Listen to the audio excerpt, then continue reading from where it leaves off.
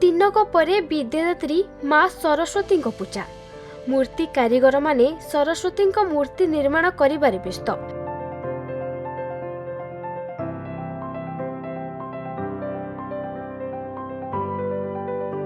विशेषकर गजपति जिला सदर महकुमा पारलाखेमुंडी स्थित कटकिया साही और चित्रकार साही रे माटी मूर्ति कारीगर माने मूर्ति गढ़िबारे व्यस्त अछंती।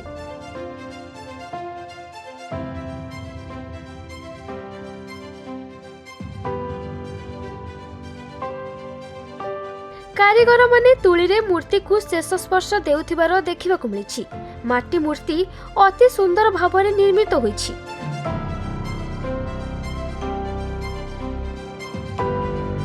मूर्ति किनिबा सकाशे ग्राहकंक भिड़ देखिबाकु मिलिछि।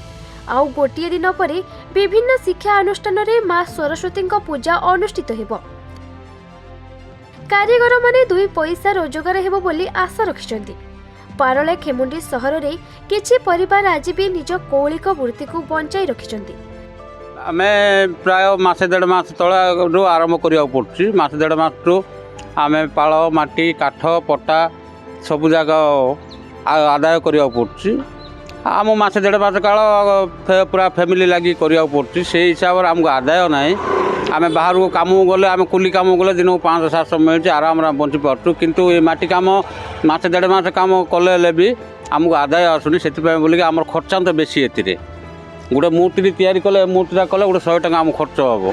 आम बिकू 200 टकर आम कौन से मिल आमको आदाय ना लगे बोलिक आस्ते आस्ते आम कौलिक वृत्ति छाड़िया बाध्य होती। माटी मूर्ति पूजा करने कथा किंतु लोक ये ट्रांसपोर्टिंग बोली असुविधा होती। दूर गाँव आउट से नापी बोली असुविधा होती बोली से पेरिस उपर चाहिदा बेसी दौरान सीटा आम आंध्रा आंध्रा आम कि निजे तैयारी कर माटी मूर्ति कले आमको से प्रकार आदाय किसी आसुनी से करने आम पछुगुंचा हवा बाध्य। आगु आमर प्राय 20 परिवार थे बर्तमान 10 परिवार अच्छा 10 परिवार भी एवं आस्ते आस्ते कमिया उपर अच्छा कमुंट बोले आदाय ना से हिसाब से जहाँ पूजार आदाय हबार से हिसाब से मूर्ति चाहिदा कमिगला।